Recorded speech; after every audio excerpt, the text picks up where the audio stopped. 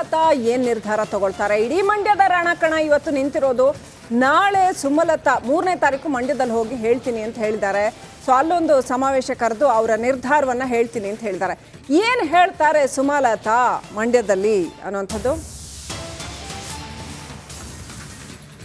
ಮಂಡ್ಯದಲ್ಲೇ ನಿರ್ಧಾರ ಅನ್ನುವಂಥದ್ದನ್ನ ಅವ್ರು ಯಾವ ಕಾರಣಕ್ಕೂ ಮಂಡ್ಯ ಬಿಡುತ್ತಾ ಇಲ್ಲ. ಅಂದ್ರೆ ಯಾವುದೇ ದೃಷ್ಟಿಕೋನದಿಂದ ಅವ್ರು ಮಂಡ್ಯ ಬಿಟ್ಟು ಮಾತಾಡ್ತಾ ಇಲ್ಲ. ಏನೇ ನಿರ್ಧಾರ ಅನೌನ್ಸ್ ಮಾಡೋದಾದ್ರೂ ಮಂಡ್ಯಕ್ಕೆ ಹೋಗಿ ಅನೌನ್ಸ್ ಮಾಡ್ತೀನಿ ಅಂತ. 3ನೇ ತಾರೀಕು ಇನ್ನು 2 ದಿನ ಕಾದು ನೋಡಿ, 3ನೇ ತಾರೀಕು ಮಂಡ್ಯದಲ್ಲಿ ಇದನ್ನ ಅನೌನ್ಸ್ ಮಾಡ್ತೀನಿ ಅಂತ. ಸೊ ಸುಮಲತಾ ತಟಸ್ಥವಾಗಿರ್ತಾರಾ ಇಲ್ಲ ಬಂಡಾಯ ಹೇಳ್ತಾರಾ ಅನ್ನೋದು ಈ ಕ್ಷಣಕ್ಕೂ ಕೂಡ ನಿಗೂಢವಾಗೇ ಇದೆ. ಮಂಡ್ಯದಲ್ಲೇ ತೀರ್ಮಾನ ಮಾಡ್ತೀನಿ ಅಂತ ಹೇಳ್ತಾ ಇದ್ದಾರೆ. ಏನು ಒಂದು ಸಂದೇಶ ಕೊಡ್ತಾ ಇದ್ದಾರೆ ಸುಮಲತಾ ಅಂತಂದ್ರೆ, ನಾನು ಸುಮ್ಮನಿರೋದಿಲ್ಲ, ಸೈಲೆಂಟ್ ಆಗಿಬಿಡಿ ಅಂದ್ಬಿಟ್ರೆ ಇದ್ದಕ್ಕಿದ್ದಂಗೆ ಸೈಲೆಂಟ್ ಆಗಿಬಿಡೋದಿಲ್ಲ. ನನಗೆ ನನ್ನದೇ ಆದ ಒಂದು ಬೆಂಬಲಿಗರ ವರ್ಗ ಇದೆ, ನನ್ನದೇ ಆದ ಒಂದು ಫಾಲೋವರ್ಸ್ ಇದ್ದಾರೆ, ಅಷ್ಟು ಸುಮ್ಮನಾಗ್ಬಿಡಕ್ಕಾಗಲ್ಲ ಅಂತ. I right Ranjit? ನೀವು ಖಂಡಿತವಾಗ್ಲೂ ಕೂಡ ಮಂಡ್ಯದಲ್ಲಿ ಜನ ಬಂದವರು ಎಲ್ಲರೂ ಹೇಳ್ತಿರೋದು ಒಂದೇ, ನೀವು ಗೆಲ್ತೀರಿ, ನೀವು ಪಕ್ಷೇತರವಾಗಿ ನಿಲ್ಲಿ, ನಿಮ್ಮನ್ನು ನಾವು ಗೆಲ್ಲಿಸ್ತೀವಿ ಅಂತೇಳಿ ಹೇಳ್ತಾ ಇದ್ದಾರೆ. ಆದರೆ ಸುಮಲತಾ ಅಂಬರೀಶ್ ಅವರು ಒಂದೇ ಮಾತು ಹೇಳಿದ್ದು, ನೀವೇನು ಹೇಳ್ತೀರೋ ನಾನು ಅದನ್ನು ಕೇಳ್ತೀನಿ, ನನ್ನ ನಿರ್ಧಾರವನ್ನು ನಾನು ಮಂಡ್ಯದಲ್ಲಿ ಬಂದು 3ನೇ ತಾರೀಕು ಹೇಳ್ತೀನಿ ಅಂತ ಹೇಳಿದ್ದಾರೆ. ಹಾಗಾದರೆ ಸುಮಲತಾ ಅಂಬರೀಶ್ ಅವರು ಒಂದು ವೇಳೆ ಪಕ್ಷೇತರವಾಗಿ ಸ್ಪರ್ಧೆ ಮಾಡಿದರೆ ತ್ರಿಕೋನ ಸ್ಪರ್ಧೆ ಆಗೋದಂತೂ ಗ್ಯಾರಂಟಿ. ಹಾಗಾದರೆ ಅಲ್ಲಿ ಮಂಡ್ಯ ಕಣ ಕುಮಾರಸ್ವಾಮಿ ಅವರ ಮೈತ್ರಿ ಅಭ್ಯರ್ಥಿಯಾಗಿ ಇವರು ಪಕ್ಷೇತರವಾಗಿ ನಿಂತು ಅಷ್ಟೊಂದು ಈಸಿ ಇದೆಯಾ ಸುಮಲತಾ ಅವರ ಗೆಲುವು? ಈ ಕುರಿತಾಗಿ ಒಂದು ವಿಶೇಷ ವರದಿ ಇದೆ, ಮೊದಲು ನೋಡೋಣ ಬನ್ನಿ.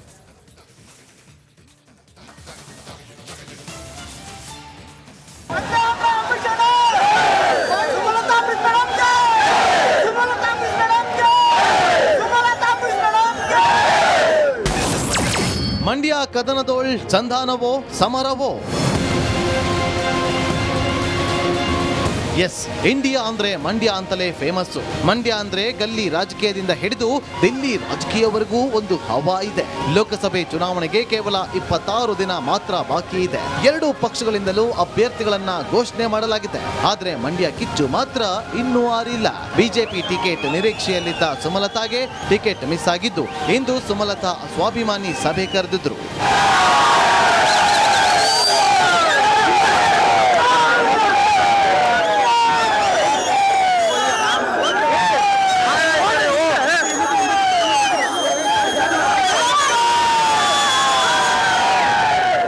ಬೆಂಗಳೂರಿನ ಜೆಪಿ ನಗರದ ನಿವಾಸದ ಎದುರು ಸಾಗರೋಪಾದಿಯಲ್ಲಿ ಆಪ್ತರು ಬೆಂಬಲಿಸಿದ್ರು.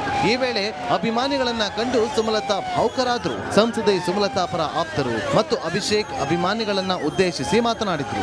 ಜಿಲ್ಲೆ ಜನರು ಏನ್ ಬಂದಿದೀವಿ, ಇವತ್ತು ಯಾವ ತರ ತೀರ್ಮಾನ ತಗೊಂಡು ನಾವು ಅವ್ರಿಗೆ ಭದ್ರಾಗಿದ್ದೀವಿ, ಆ ತೀರ್ಮಾನ ನಮ್ಮ ಜಿಲ್ಲೆಗೆ ಒಳ್ಳೇದಾಗಬೇಕು. ಇಡೀ ರಾಜ್ಯದಲ್ಲಿ 28 ಜನ ಸಂಸದರಿಗಿಂತ ಹೆಚ್ಚು ಪಟ್ಟು ಹಣನ ತಂದು ಮಂಡ್ಯ ಜಿಲ್ಲೆಯಲ್ಲಿ ಎರಡನೇ ಸ್ಥಾನದಲ್ಲಿದ್ದಾರೆ. ಇವರು ಇಡೀ ರಾಜ್ಯದಲ್ಲೇ 2ನೇ ಸ್ಥಾನ. ಹೇಳ್ತೀನಿ ಬೇರೆ ಜಿಲ್ಲೆ ದಯಮಾಡಿ 1 ನಿಮಿಷ. ಅಭಿಮಾನಿಗಳನ್ನ ಉದ್ದೇಶಿಸಿ ಸುಮಲತಾ ಮಾತಾಡಿದ್ರು. ಏಪ್ರಿಲ್ 3ಕ್ಕೆ ಮಂಡ್ಯದಿಂದಲೇ ತೀರ್ಮಾನ ಅಂತ ಹೇಳಿದ್ರು. ನನ್ನ ನಿರ್ಧಾರ ಇನ್ನು ಕೆಲವೇ ದಿನಗಳಲ್ಲಿ ನಾನು ಮಂಡ್ಯದಲ್ಲೇ ಒಂದು ಸಭೆಯನ್ನು ಕರೆದು ನೀವೆಲ್ಲರ ಒಂದು ಸಮ್ಮುಖದಲ್ಲೇ ನಾನು ಎಲ್ಲವನ್ನ ಒಂದು ಸ್ಪಷ್ಟನೆ ಕೊಡ್ತೀನಿ. 1-2 ದಿನಗಳ ಕಾಲಾವಕಾಶ ನನಗೂ ಕೊಡಿ. ನಾನು ಎಲ್ಲರ ಜೊತೆಯಲ್ಲಿ ಒಂದು ಸಮಾಲೋಚನೆ ಮಾಡಿ ಮಂಡ್ಯದಲ್ಲೇ ಬಂದು ನಾನು ಇದೇ 3ನೇ ತಾರೀಕಿಗೆ ಬರ್ತೀನಿ. 3ನೇ ತಾರೀಕು ನಾನು ಮಂಡ್ಯದಲ್ಲೇ ಸಭೆ ಮಾಡ್ತೀನಿ. ನನ್ನ ನಿರ್ಧಾರ ಏನು ಅಂತ ನಾನು ಅಲ್ಲೇ ಹೇಳ್ತೀನಿ.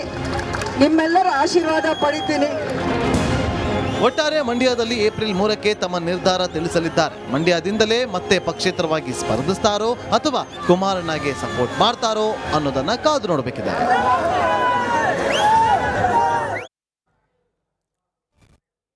ಕುತೂಹಲ ಇರೋದು ಸುಮಲತಾ ಏನ್ ಮಾಡ್ತಾರೆ ಅನ್ನೋದು. ಇವತ್ತು ಅವರ ಜನರ ವೈಬ್ಸ್ ಹೇಗಿತ್ತು? ನೀವಲ್ಲಿ ಲೈವ್ಗೆ ಹೋಗಿದ್ರಿ. ಸೊ ಎಲ್ಲರೂ ಸುಮಲತಾ ನಿಲ್ಲೇಬೇಕು ಅಂತ ಹೇಳ್ತಾ ಇದ್ರು. ಖಂಡಿತ ಮೇಡಮ್, ಎಲ್ಲರೂ ಹೇಳ್ತಿರೋದು ಒಂದೇ, ಸುಮಲತಾ ಅಂಬರೀಶ್ ಅವ್ರು ನಿಲ್ಬೇಕು. ಸ್ವಾಭಿಮಾನಿ ಮತಗಳು ಬಿದ್ದೇ ಬೀಳುತ್ತೆ. ಅಂಬರೀಶ್ ಅವರ ಅಭಿಮಾನಿಗಳು ನಾವು ಸುಮಲತಾ ಅವರ ಅಭಿವೃದ್ಧಿ ಕೆಲಸವನ್ನು ಮೆಚ್ಚಿ ಜನ ಹಾಕ್ತಾರೆ. ಇವತ್ತು ಮಹಿಳಾ ಪ್ರತಿನಿಧಿಯಾಗಿ ಅವರಿಗೆ ನಾವು ಏನಾದ್ರು ಡಿಸಿಷನ್ ತಗೊಂಡ್ರೆ ಅವಾಗ ಏನಿರುತ್ತಂತೆ? ಆಗ ಅವ್ರೆಲ್ಲರೂ ಕೂಡ ಹೇಳ್ತಿರೋದು ಒಂದೇ, ಅವ್ರು ಯಾವುದೇ ತೀರ್ಮಾನಕ್ಕೂ ನಾವು ಬದ್ಧರಾಗ್ತೀವಿ, ನಮ್ಮ ಒತ್ತಾಯ ಸ್ಪರ್ಧಿಸ್ಲಿ ಅಂತ ಹೇಳ್ತಿದ್ದಾರೆ. ಶಿವಶಂಕರ್ ಅವರು ಹಿರಿಯ ಪತ್ರಕರ್ತರು ನಮ್ಮ ಜೊತೆ ನೇರ ಸಂಪರ್ಕದಲ್ಲಿದ್ದಾರೆ. ಸರ್ ನಮಸ್ಕಾರ. ಸರ್ ಮಂಡ್ಯ ಏನಾಗಬಹುದು ಅಂತ ಲಾಸ್ಟ್ ಟೈಮ್ ತರಾನೇ ಮತ್ತೆ ಸುಮಲತಾ ಮುಂದೆ ಬಂದ್ರು, ಎದುರುಗಡೆ ಬಂದ್ರು, ಸೈಲೆಂಟ್ ಆಗಿಬಿಡ್ತಾರೆ ಅಂತ ಇತ್ತು. ಸೊ ಈಗ ಅವ್ರು ಏನು ಮಾಡ್ಬೋದು ಅಂತ ಅನ್ಸುತ್ತೆ, point number 1. Point number 2, HD ಕುಮಾರಸ್ವಾಮಿಗೆ ಅವರಿಗೆ ಇದು ಕೇಕ್ ವಾಕ್ ಆಗತ್ತಾ ಅಥವಾ ಸ್ಟಿಲ್ ಅಲ್ಲಿ ಒಂದು ಸ್ವಲ್ಪ ಇನ್ನೂ ಅದು ಕಷ್ಟನೇ ಇದೆ ಅಂತ ಅನ್ಸುತ್ತಾ? ನಿಮ್ಗೆ ಹೆಂಗೆ ಅನ್ಸುತ್ತೆ sir? How do you look at it? Srilakshmi ಅವರೇ, ಮಂಡ್ಯ ಲಾಸ್ಟ್ 2019 ಚುನಾವಣೆಯಲ್ಲಿ ಒಂದು ರೀತಿ ಎಪಿಸೆಂಟರ್ ಆಗಿ ಎಮರ್ಜ್ ಆಗಿತ್ತು. ಆದ ಕಾರಣ ಎಲ್ರಿಗೂ ಗೊತ್ತಿದೆ ಅದೇನಂತಂದ್ರೆ ಅದು ಸುಮಲತಾ ಅವರು ಮತ್ತೆ ನಿಖಿಲ್ ಕುಮಾರಸ್ವಾಮಿ ಅವರ ಸ್ಪಿರಿಟೆಡ್ ಫೈಟ್ ಹೇಗಿತ್ತು ಅಂತ. ಈಗಲೂ ಈ ಸಾರಿ ಚುನಾವಣೆಯಲ್ಲೂ ಕೂಡ ಅದೇ ಏನು ಫೋಕಸ್ ಬಂದಿರೋದು ಒಂದು ರೀತಿ ಸೋಜಿಗವಾಗಿ ಕಾಣಿಸುತ್ತೆ. ಆದ್ರೆ ಮಗನ ಜಾಗದಲ್ಲಿ ತಂದೆಯವರಿದ್ದಾರೆ, ಅಂದ್ರೆ ಕುಮಾರಸ್ವಾಮಿ ಅವರು. ಆದ್ರೆ ಸುಮಲತಾ ಅವರು ನೇರವಾಗಿರೋದ್ರ ಬದಲು ಒಂದ್ ರೀತಿಯಲ್ಲಿ ಎಕ್ಸ್ಫ್ಯಾಕ್ಟರ್ ಆಗಿ ನಮ್ಗೆ ಕಾಣಿಸ್ತಾ ಇದ್ದಾರೆ. ವೆರಿ ಇಂಟ್ರೆಸ್ಟಿಂಗ್, ತುಂಬಾ ಕ್ಯೂರಿಯಸ್ ಆಗಿರುವಂತಹ ಒಂದು ಕ್ಷೇತ್ರ. ಇನ್ನು ನಾವು ಸುಮಲತಾ ಅವರ ವಿಚಾರ ಅಂತ ಬಂದಾಗ, ಸುಮಲತಾ ಅವರ ಒಂದು ಪೊಸಿಷನ್ ಅನ್ನು ನಾವು ಅರ್ಥ ಮಾಡ್ಕೊಳ್ಬಹುದು. ಏನಂತಂದ್ರೆ ನಾವು ಇಲ್ಲಿ ಅವ್ರನ್ನ ಅಪ್ರಿಶಿಯೇಟ್ ಮಾಡ್ಬೇಕಾದ ಏನಂತಂದ್ರೆ, ಅವರು ಅಂಬರೀಷ್ ಅವರ ಹೆಸರಿಂದ ಬಂದು ಅವರ ಸಿಂಪತಿ ವೋಟ್ಸ್ ಅನ್ನ ಪಡ್ಕೊಂಡು MP ಆದ್ರು ಅನ್ನೋದು ಒಂದ್ ಕಡೆ ಆದ್ರೆ ಅವತ್ತಿಗೆ ಅವ್ರ ಒಂದ್ ರೀತಿಯಲ್ಲಿ ಕೆರಿಯರ್ ಪೊಲಿಟಿಷಿಯನ್ ಆಗಿ ಕಾಣಿಸಿರ್ಲಿಲ್ಲ. ಆದ್ರೆ ಇವತ್ತು ಅವರ ವರ್ತನೆ ಒಂದ್ ರೀತಿಯಲ್ಲಿ ಕೆರಿಯರ್ ಪೊಲಿಟಿಷಿಯನ್ ತರ ಕಾಣಿಸ್ತಾ ಇದೆ. ಅದಷ್ಟಕ್ಕೆ ಅವರ ಅಪ್ರಿಸಿಯೇಷನ್ ಅನ್ನ ನಾವು ಮಾಡ್ಕೊಳ್ಬಹುದು. ಆದ್ರೆ ಅವರು ಪ್ರಾಬ್ಲಮ್ ಏನು ಅಂತಂದ್ರೆ, ಅವರು ಒಂದು ರಿಯಾಲಿಟಿಯನ್ನ ಅರ್ಥ ಮಾಡ್ಕೋಬೇಕು ಅಂತ ನನಗನ್ಸತ್ತೆ. ಏನು ಅಂತಂದ್ರೆ, ಇವತ್ತಿಗೆ ಅವ್ರದ್ದು ಯಾಕೆ ಬಿಜೆಪಿಯವರು JDS ಜೊತೆ ಮೈತ್ರಿ ಮಾಡ್ಕೊಳ್ಬೇಕಾದಂತ ಸಂದರ್ಭ ಬಂತು, ಆ ತರದೊಂದು ಪರಿಸ್ಥಿತಿ ಯಾಕೆ ಉದ್ಭವ ಆಯ್ತು, ಅದ್ರಲ್ಲಿ ಇರುವಂತದ್ದು ಏನು ಅಂತ ನೋಡ್ಕೋಬೇಕು. ಯಾಕೆ ಅಂತಂದ್ರೆ, ಇವತ್ತು ಸುಮಲತಾ ಅವರು ಎರಡು ರೀತಿನಲ್ಲಿ ಒಂದು ವಾಸ್ತವನ್ನ ಅರ್ಥ ಮಾಡ್ಕೋಬೇಕು.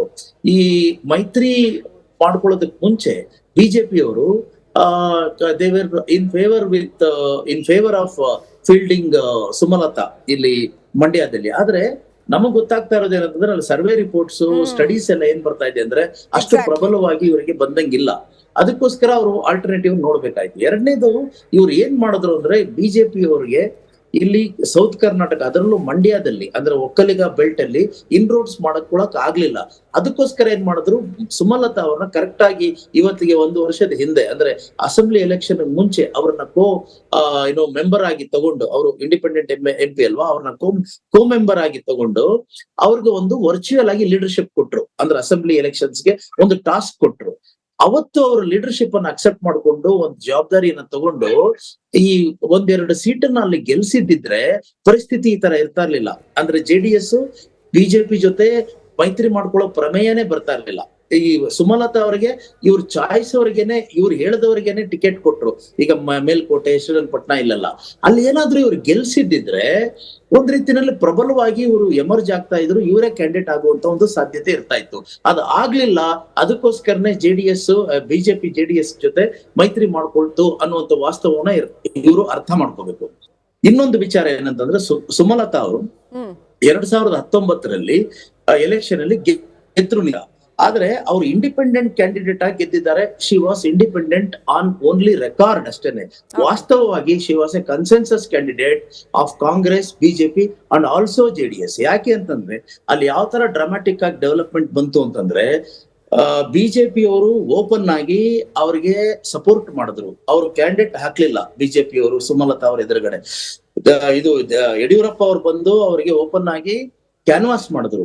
ಮೋದಿ ಅವರು ಮೈಸೂರಿನಲ್ಲಿ ಇವ್ರ ಹೆಸರು ಹೇಳಿ ಸುಮಲತಾ ಅವರಿಗೆ ವೋಟ್ ಹಾಕ್ಬೇಕು ಅಂತ ಹೇಳಿದ್ರು. ಅದ್ರ ಜೊತೆಗೆ ಕಾಂಗ್ರೆಸ್ನವ್ರು ಏನ್ ಮಾಡಿದ್ರು, JDS ಜೊತೆ ಮೈತ್ರಿ ಇದ್ರೂ ಕೂಡ ಎಂಟೈರ್ ಕಾಂಗ್ರೆಸ್ ಪಾರ್ಟಿ ಸುಮಲತಾ ಅವರಿಗೆ ಸಪೋರ್ಟ್ ಮಾಡ್ತು. ಮೊನ್ನೆ ಚೀಫ್ ಮಿನಿಸ್ಟರ್ ಸಿದ್ದರಾಮಯ್ಯ ಅವರು ಓಪನ್ ಆಗಿ ಹೇಳ್ಕೊಂಡಿದ್ದಾರೆ, ನಮ್ಮಿಂದಾನೆ ಅವ್ರು ಗೆದ್ದಿದ್ದು ಅಂತ.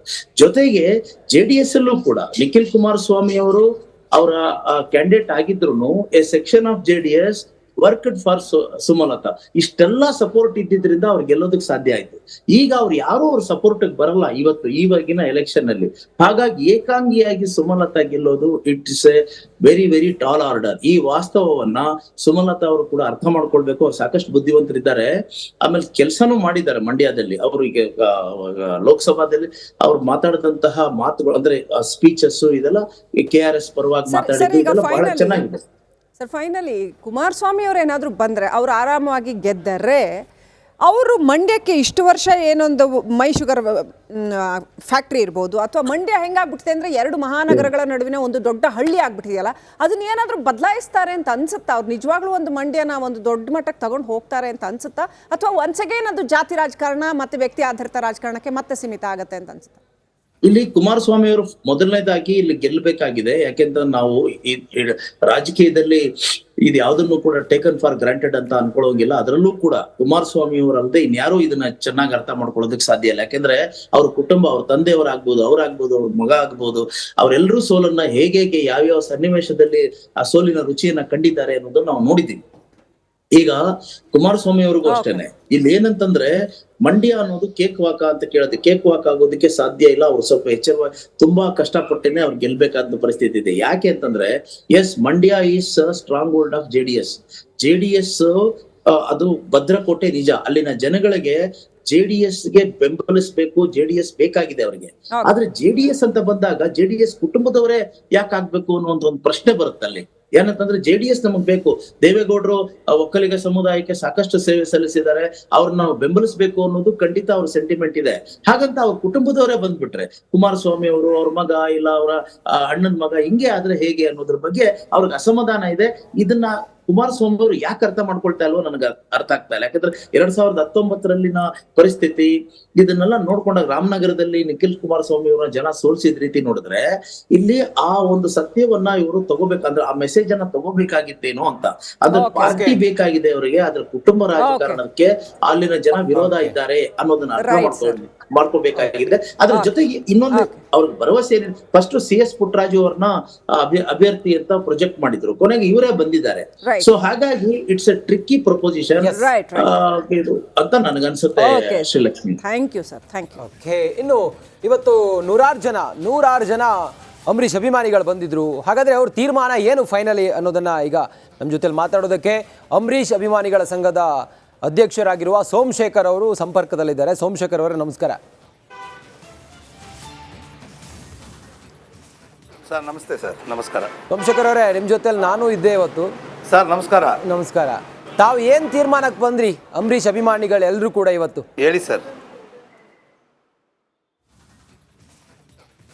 ಸರ್ ಮೊದಲನೇದಾಗಿ ನಾನು ಅದಕ್ಕೆ ಮುಂಚಿತವಾಗಿ ಸನ್ಮಾನ್ಯ ಶಿವಶಂಕರ್ ಸಾಹೇಬರು ಮಾತಾಡ್ತಾ BJPಯ ವೋಟ್ ಬ್ಯಾಂಕ್ಸ್ ಬಗ್ಗೆ ಹೇಳಿದ್ರು. ಓಕೆ. ಸುಮಲತಾ ಅಂಬರೀಷ್ ಅವರು ಕಳೆದ ವಿಧಾನಸಭಾ ಕ್ಷೇತ್ರದಲ್ಲಿ ಬಾಹ್ಯ ಬೆಂಬಲ ಕೊಟ್ಟ ನಂತರ ಏನೇನು ಬೆಳವಣಿಗೆ ಆಯಿತು, ಆ ಬೆಳವಣಿಗೆಯಲ್ಲಿ ಎಲ್ಲೋ ಅವರು ವಿಫಲರಾದ್ರೇನು ಅಂತಕ್ಕಂಥ ಒಂದು ಭಾವನೆಯನ್ನು ವ್ಯಕ್ತ ಮಾಡಿದ್ರು. ಮೊದಲನೇದನ್ನ ನಾನು ಅವ್ರು ಅಭಿನಂದಿಸ್ತೇನೆ. ಅವರೊಬ್ಬ ಪಕ್ಷೇತರ ಸಂಸದರಾಗಿ ಅವ್ರು ಒಳ್ಳೆ ಕೆಲಸ ಮಾಡಿದ್ದಾರೆ ಅಂತೇಳಿ ಹಿರಿಯ ಪತ್ರಕರ್ತರು ಒಪ್ಕೊಂಡಿದ್ದಾರೆ. ಸುಮಾರು 3,300 ಕೋಟಿಗೂ ಹೆಚ್ಚು ಮಂಡ್ಯ ಜಿಲ್ಲೆಯಲ್ಲಿ, ಮಂಡ್ಯ ಲೋಕಸಭಾ ಕ್ಷೇತ್ರ ವ್ಯಾಪ್ತಿನಲ್ಲಿ ಕೆಲಸ ಆಗಿದೆ. ಆಸ್ ಪರ್ ಲೇಡಿ ಒಬ್ರು ಅದರಲ್ಲೂ ಇಂಡಿಪೆಂಡೆಂಟ್ MP ಆಗಿ ಏನೆಲ್ಲ ಮಾಡ್ಬೋದು ಅದನ್ನೆಲ್ಲ ಮಾಡಿದ್ದಾರೆ. ಅದ್ರ ಜೊತೆಗೆ ಒಂದು ವಾಸ್ತವ ಸತ್ಯವನ್ನು ಅರ್ಥ ಮಾಡ್ಕೋಬೇಕು. 1999ರಲ್ಲಿ BJP 7 ವಿಧಾನಸಭಾ ಕ್ಷೇತ್ರಗಳಿಂದ ಪಡೆದಿದ್ದು ಕೇವಲ 8,000 ಮತಗಳು. ನಂತರ ನಡೆದಂಥ 2004ರ ವಿಧಾನಸಭಾ ಚುನಾವಣೆಯಲ್ಲಿ 16,000 ಮತ. ನಂತರ ನಡೆದಂತ 2009ರ ವಿಧಾನಸಭಾ ಚುನಾವಣೆಯಲ್ಲಿ 32,000 ಮತ ತಗೊಂಡಿತ್ತು ಎಲ್ಲಾ ವಿಧಾನಸಭಾ ಕ್ಷೇತ್ರಗಳಿಂದ. ಮತ್ತೆ 2013ರಲ್ಲಿ ಸಿದ್ದರಾಮಯ್ಯ ಅವರು ಮುಖ್ಯಮಂತ್ರಿ ಆದಾಗ, ಅಂಬರೀಷ್ ಅವರು ಮಂಡ್ಯ ಜಿಲ್ಲಾ ಉಸ್ತುವಾರಿ ಸಚಿವರಾದಾಗ, ಕಾಂಗ್ರೆಸ್ ಶಾಸಕರಾಗಿದ್ದಾಗ, ಆ ಸಂದರ್ಭದಲ್ಲೂ BJP ಪಡೆದಂತ 7 ವಿಧಾನಸಭಾ ಕ್ಷೇತ್ರದಿಂದ BJP ಪಡೆದಂತ ಒಟ್ಟು ಮತ 48,000.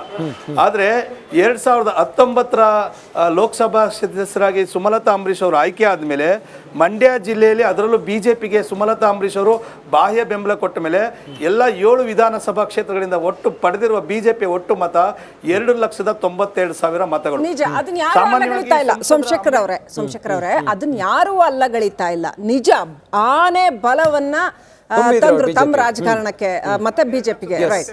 ಆದ್ರೆ ಅಲ್ಲಿ ಪ್ರಶ್ನೆ ಏನ್ ಕೇಳಿದ್ರು ಅಂದ್ರೆ ವಿಧಾನಸಭಾ ಚುನಾವಣೆಯಲ್ಲಿ ಅವರಿಗೊಂದು ಟಾಸ್ಕ್ ಕೊಟ್ಟಿದ್ರು. ಒಂದು 2-3 ಜನ MLAಗಳನ್ನಾದ್ರೂ ಅಲ್ಲಿ ಗೆಲ್ಲಿಸ್ಕೊಂಡಿದ್ರೆ, ಅವ್ರು ಹೇಳಿದವ್ರಿಗೆ ಟಿಕೆಟ್ ಕೊಟ್ರು ಗೆಲ್ಲಿಸ್ಕೊಳಕ್ ಸಾಧ್ಯ ಆಗ್ಲಿಲ್ಲ. ಈಗಲಾದ್ರೂ ಅವ್ರು ಗೆಲ್ಲಿಸ್ಕೊಂಡಿದ್ರೆ ಅವ್ರಿಗೆ ಲೋಕಸಭಾ ಅದೇ ತಪ್ಪು ಮಾಹಿತಿ ಮೇಡಮ್, ಅದೇ ತಪ್ಪು ಮಾಹಿತಿ. ಅವ್ರು ಕೇಳಿದವ್ರಿಗೆ ಯಾರಿಗೂ ಟಿಕೆಟ್ ಕೊಟ್ಟಿರಲಿಲ್ಲ. ಶ್ರೀರಂಗಪಟ್ಟಣ ವಿಧಾನಸಭಾ ಕ್ಷೇತ್ರದಲ್ಲಿ ಸಚ್ಚಿದಾನಂದ್ ಅವ್ರಿಗೆ ಬಿಟ್ರೆ ಉಳಿದೆಲ್ಲವರು BJP ಅಭ್ಯರ್ಥಿಗಳೇ. ಆದರೂ ಕೂಡ ಸುಮಲತಾ ಅಂಬರೀಷ್ ಅವರು 7 ವಿಧಾನಸಭಾ ಕ್ಷೇತ್ರಗಳಲ್ಲೂ ಪ್ರವಾಸ ಮಾಡಿ BJP ಮತಗಳನ್ನು ಹೆಚ್ಚಿಸಿದ್ರು. ಆದ್ರೆ ಇವತ್ತೇನಾದ್ರೂ ಬಿಜೆಪಿಯಿಂದ ಸುಮಲತಾ ಅಂಬರೀಶ್ ಅವರಿಗೆ ಟಿಕೆಟ್ ಸಿಕ್ಕಿದ್ರೆ ಅಂಬರೀಶ್ ಅವರು ಸಂಪಾದಿಸಿದ ಕಾಂಗ್ರೆಸ್ ಮತಗಳು ಏನು ಅಂಬರೀಶ್ ಅವರು ಸತತ 3 ಬಾರಿ ಸಂಸದರಾಗಿ ಕಾಂಗ್ರೆಸ್ನಲ್ಲಿ ಒಂದು ದೊಡ್ಡ ಭದ್ರಕೋಟೆಯನ್ನು ಕಟ್ಟಿದ್ರು. ನಾನು ಇವತ್ತು ಒಬ್ಬ ಕಾಂಗ್ರೆಸ್ನಲ್ಲಿ ಇದ್ದಂಥವನು, ಈಗಲೂ ಕೂಡ ನಾನು ಕಾಂಗ್ರೆಸ್ಸಲ್ಲೇ ಇದ್ದಂಥವನು. ನನಗೆ ಗೊತ್ತಿಲ್ಲದಿರುವ ಹಾಗೆ ಕಾಂಗ್ರೆಸ್ಸಲ್ಲೂ 50% ಮತಗಳು ಸುಮಲತಾ ಅಂಬರೀಶ್ ಅವರು ಬಿಜೆಪಿ ಅಭ್ಯರ್ಥಿಯಾಗಿದ್ರೆ ಬರ್ತಾ ಇತ್ತು. ಅದ್ರ ಜೊತೆಗೆ ರೈತ ಸಂಘ, ಇವತ್ತು ರೈತ ಸಂಘದ ಕಾರ್ಯಕರ್ತರ ಸಭೆಯಲ್ಲಿ ನೇರವಾಗಿ ಶಾಸಕ ದರ್ಶನ್ ಪುಟಾಣಿ ಅವರಿಗೆ ಅವರ ಕಾರ್ಯಕರ್ತರು ಹೇಳಿದ್ದಾರೆ, ಸುಮಲತಾ ಅಂಬರೀಶ್ ಅವರು ಸ್ಪರ್ಧೆ ಮಾಡೋದಾದ್ರೆ ನಮ್ಮ ಬೆಂಬಲ ಸುಮಲತಾ ಅಂಬರೀಶ್ ಅವ್ರಿಗೆ ಅಂತೇಳಿ ದರ್ಶನ್ ಪುಟಾಣಿ ಅವರಿಗೆ ಒಂದು ತಿಂಗಳ ಹಿಂದೆ ನಡೆದಂಥ ಕಾರ್ಯಕರ್ತರ ಸಭೆಯಲ್ಲಿ ರೈತ ಸಂಘದವ್ರು ಹೇಳಿದ್ದಾರೆ. ಯಾಕೆಂದರೆ ಇವತ್ತು ಸತತವಾಗಿ 2 ಸಕ್ಕರೆ ಕಾರ್ಖಾನೆಗಳು ನೆನೆಗುದಿಗೆ ಬಿದ್ದಿದ್ದಂಥ ಜ್ವಲಂತ ಸಮಸ್ಯೆ ಆದಂಥ 2 ಸಕ್ಕರೆ ಕಾರ್ಖಾನೆಗಳ ಪುನರಾರಂಭಕ್ಕೆ ನಮ್ಮ ಮಂಡ್ಯ ಸಂಸದರು ಭಾಳಷ್ಟು ಮುತುವರ್ಜಿ ವಹಿಸಿ 2 ಕಾರ್ಖಾನೆಗಳನ್ನು ಪ್ರಾರಂಭಿಸಿದ್ದಾರೆ. ಜೊತೆಗೆ KRS ಭದ್ರತೆ ವಿಚಾರದಲ್ಲಿ, ಅಕ್ರಮ ಗಣಿಗಾರಿಕೆ ವಿಚಾರದಲ್ಲಿ ದಿಟ್ಟವಾದಂಥ ಹೋರಾಟವನ್ನು ಮಾಡಿದ್ದಾರೆ. ಇವೆಲ್ಲವನ್ನು ಕೂಡ ಜಿಲ್ಲೆಯ ಮತದಾರರು ಭಾಳ ಸೂಕ್ಷ್ಮವಾಗಿ ಗಮನಿಸ್ತಾ ಇದ್ರು. ಈ ಬಾರಿ ಖಂಡಿತವಾಗ್ಲಿ ಬಿಜೆಪಿ ಟಿಕೆಟ್ ಸಿಕ್ಕಿದ್ರೆ 100% ಸುಮಲತಾ ಅಂಬರೀಶ್ ಅವರು ಮಂಡ್ಯದ ಪ್ರಪ್ರಥಮ ಬಿಜೆಪಿ ಸಂಸದರಾಗ್ತಿದ್ರಲ್ಲಿ ಯಾವುದೇ ಸಂಶಯ ಇಲ್ಲ ಮೇಡಮ್. ಯಾಕೆ ಸಿಗ್ಲಿಲ್ಲ ಅನ್ಸುತ್ತೆ? ಈಗ ನೋಡಿ, ಬಿಜೆಪಿ ಆಗ್ಲಿ ಮೇಡಮ್, ವಿನ್ನಬಿಲಿಟಿ ನೋಡ್ತಾರೆ, ಗೆಲ್ತಾರ ಕೊಟ್ಟೆ ಕೊಡ್ತೀವಿ, ಹಿಂಗೆ ನಮಗೊಂದು ಸೀಟ್ ಎಕ್ಸ್ಟ್ರಾ ಬರುತ್ತಪ್ಪ, ಯಾಕೆ ಕೊಡಲ್ಲ? ಯಾಕೆ ಸಿಗ್ಲಿಲ್ಲ? ಅಲ್ವಾ ಮೇಡಮ್ ಅದೇ ದೃಷ್ಟಿಲೇ ನಾನು ನಿಮ್ಗೆ ಹೇಳ್ತಾ ಇದ್ದಿದ್ದು, ಸುಮಲತಾ ಅಂಬರೀಶ್ ಅವರಿಗೆ ಬಿಜೆಪಿ ಟಿಕೆಟ್ ಸಿಕ್ಕಿದ್ರೆ ನಿರಾಶವಾಗಿ ಗೆದ್ದು ಬರ್ತಾ ಇದ್ರು. ಕಾಂಗ್ರೆಸ್ ಮತಗಳನ್ನು ಎನ್ಕೇಜ್ ಮಾಡ್ತಾ ಇದ್ರು, ರೈತ ಸಂಘದ ಮತಗಳನ್ನು ಎನ್ಕೇಜ್ ಮಾಡ್ತಾ ಇದ್ರು, ಮತ್ತೆ ಬೇರೆ ಬೇರೆಯ ಜಿಲ್ಲೆಯ ಜನರ ಭಾವನೆಗಳನ್ನ ಅರ್ಥ ಮಾಡ್ಕೊಂಡು ಕೆಲಸ ಮಾಡಿದ್ದಾರೆ. ಅಂಬರೀಶ್ ಅವರಾಗ್ಬೋದು, ಸುಮಲತಾ ಅಂಬರೀಶ್ ಅವರಾಗಿರ್ಬೋದು, ಎಲ್ಲ ರೀತಿ ವರ್ಕೌಟ್ ಆಗ್ತಾ ಇತ್ತು. ಇವತ್ತು ಅವರಿಗೆ ಟಿಕೆಟ್ ಸಿಕ್ಕಿಲ್ಲ ಅಂತ ಹೇಳ್ತಾ ಇದ್ದೀರಲ್ಲ, ಟಿಕೆಟ್ ಸಿಕ್ಕಿಲ್ಲ ಅನ್ನೋದಕ್ಕೆ ಅವರು ಶಿವಶಂಕರ್ ಸರ್ ಹೇಳಿದಾಗೆ ಅದು ಬಿಜೆಪಿ ಕೊಟ್ಟಿದ್ದ ಟಾಸ್ಕ್ ಅಲ್ಲ, ಅದು ಸುಮಲತಾ ಮೇಡಮ್ ಅವರೇ ತಗೊಂಡಿದ್ದ ಟಾಸ್ಕ್ ಅದು. ಸುಮಲತಾ ಮೇಡಮ್ ಅವ್ರಿಗೂ ಗೊತ್ತು, ಮಂಡ್ಯದಲ್ಲೇ ಅವತ್ತು ಬಾಹ್ಯ ಬೆಂಬಲ ಕೊಟ್ಟಾಗ ಬಿಜೆಪಿ ಗೆಲ್ಸೋದು ಅಷ್ಟು ಸುಲಭ ಅಲ್ಲ ಅನ್ನೋದು ಸುಮಲತಾ ಮೇಡಮ್ ಅವ್ರಿಗೂ ಗೊತ್ತಿತ್ತು. ಆದ್ರೂ ಅವರು ತುಂಬಾ ಟೊಂಕ ಕಟ್ಕೊಂಡು 7 ವಿಧಾನಸಭಾ ಕ್ಷೇತ್ರದಲ್ಲಿ ಪಡೆದಂತ ಅಭ್ಯರ್ಥಿಗಳ ಮತ ಸುಮಾರು 7,92,000 ಅಂದ್ರೆ ಅದು ಹುಡುಗಾಟದ ಮಾತಲ್ಲ ಮೇಡಮ್. ಸೋಮಶೇಖರ್ ಅವರೇ, ಈಗ ತಾವೆಲ್ಲರೂ ಹೇಳ್ತಿರೋದು ಸುಮಲತಾ ಅಂಬರೀಶ್ ಅವರು ಕಣಕ್ಕಿಳಿಲಿ ಅಂತ ಹೇಳಿ. ಅವ್ರು ಹೇಳಿದ್ದಾರೆ 3ನೇ ತಾರೀಕು ತನ್ನ ತೀರ್ಮಾನ ತಿಳಿಸ್ತೀನಿ ಅಂತ. ಒಂದು ವೇಳೆ ಅದು ವ್ಯತಿರಿಕ್ತವಾಗಿದ್ರೆ ತಮ್ಮ ನಡೆ ಏನು ಹೇಳಿ? ನೋಡಿ ಸರ್, ನಮ್ಮ ರಾಜಕೀಯ ಜೀವನ ಸಂಪೂರ್ಣವಾಗಿ 30 ವರ್ಷಗಳ ಕಾಲ ನನ್ನಂತೆ ಸಾವಿರಾರು ಲಕ್ಷಾಂತರ ಜನ ಅಭಿಮಾನಿಗಳು ಅಂಬರೀಷ್ ಕುಟುಂಬಕ್ಕಿದ್ದಾರೆ. ಅದರಲ್ಲೂ ಮಂಡ್ಯದಲ್ಲಿ ಅಂಬರೀಷ್ ಕುಟುಂಬಕ್ಕೆ ಒಂದು ಭಾವನಾತ್ಮಕವಾದ ಸಂಬಂಧ ಇದೆ. ಎಲ್ರಿಗೂ ಆ ಕುಟುಂಬದ ಜೊತೆ ಅವಿನಾಭಾವ ಸಂಬಂಧವಿದೆ. ಅವರು ಒಂದು ಸ್ಪರ್ಧೆ ಮಾಡಬೇಕು ಅನ್ನೋದು ಇವತ್ತೆಲ್ಲ ಬಂದಿದ್ದಂಥ ಬಹುತೇಕ ಎಲ್ಲರ ಅಭಿಪ್ರಾಯ. ಅವರು ಸ್ಪರ್ಧೆ ಮಾಡಬೇಕು. ಯಾಕೆ ಒಬ್ರು ಮಹಿಳಾ ಸಂಸದರಾಗಿ ಚೆನ್ನಾಗಿ ಕೆಲಸ ಮಾಡಿದ್ರು, ಅವ್ರ ಟ್ರ್ಯಾಕ್ ರೆಕಾರ್ಡ್ ಚೆನ್ನಾಗಿದೆ, ಯಾವುದೇ ಒಂದು ಬ್ಲಾಕ್ ಮಾರ್ಕ್ ಇರಲಿಲ್ಲ. ಯಾಕೆ ನಿಲ್ಬಾರ್ದು? ನೀವು ನಿಲ್ಲಿ. ಬಿಜೆಪಿ ಪಕ್ಷ ಟಿಕೆಟ್ ಕೊಟ್ಟಿದೆಯೋ, ಕಾಂಗ್ರೆಸ್ ಪಕ್ಷ ಟಿಕೆಟ್ ಕೊಟ್ಟಿಲ್ವೋ ಅದು ಬೇರೆ ಪ್ರಶ್ನೆ. ನೀವು ನಿಲ್ಲಿ ಅನ್ನೋ ಒತ್ತಡವನ್ನು ಹಾಕಿದ್ದಾರೆ. ಅವ್ರ ತೀರ್ಮಾನಕ್ಕಾಗಿ ಕಾಯ್ತಾ ಇದೀವಿ. ಅವ್ರೇನೇ ತೀರ್ಮಾನ ತಗೊಂಡ್ರು ನಮ್ಮ ಅಂಬರೀಷ್ ಅಭಿಮಾನಿಗಳ ಮತ್ತು ಅವರ ಕಾರ್ಯಕರ್ತರ ಮತ್ತು ಅವರ ಬೆಂಬಲಿಗರ ವಿಶ್ವಾಸಕ್ಕೆ ಧಕ್ಕೆ ಆಗದೆ ಅಂತಕ್ಕಂಥ ತೀರ್ಮಾನ ತೆಗೆದುಕೊಳ್ತಾರೆ ಅನ್ನುವ ನಂಬಿಕೆ ಇದೆ. ಅವ್ರ ತೀರ್ಮಾನಕ್ಕಾಗಿ ನಾವು ಕಾದುಕೊಳ್ತಿದ್ದೀವಿ. Correct. Thank you so much Somashekhar ಅವರೇ, ರಿಪಬ್ಲಿಕ್ ಕನ್ನಡ ಜೊತೆ ತಾವು ಮಾತನಾಡಿದ್ದಕ್ಕೆ. ಏನಿರುತ್ತೆ ಅನ್ನೋದು ಭಾರಿ ಕುತೂಹಲ ಇದೆ. ಸುಮಲತಾ ಅವರ ನಡೆ ಮೇಲೆ ಎಲ್ಲವೂ ನಿಂತಿರೋದು. ಈಗ ಒಂದು ಬ್ರೇಕ್ ಇರುತ್ತೆ. ಬ್ರೇಕ್ ಆದ ನಂತರ